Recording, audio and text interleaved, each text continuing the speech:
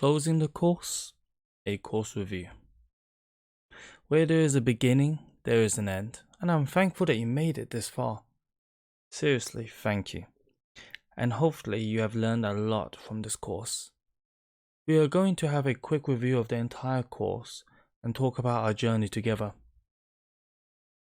We started off this course talking about bespoke data visualizations, when you should use them, when you should not use them, and how you should always proceed with caution and always to keep the consumer in your mind when building any form of data visualization, bespoke or not.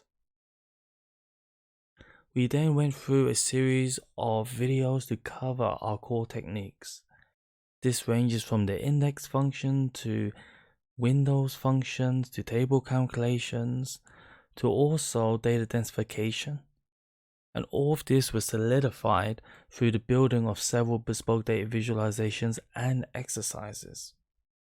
This hopefully prepared your mind for what was to come, and that was inspiration and design.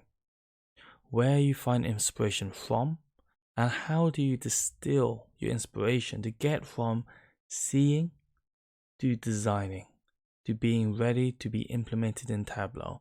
Because for me, I would love to see all of you come up with new and wonderful designs. Will they all be practical? Who knows? But I would love to see it. And hopefully you now have the tools to do so. And finally, we put everything to the test.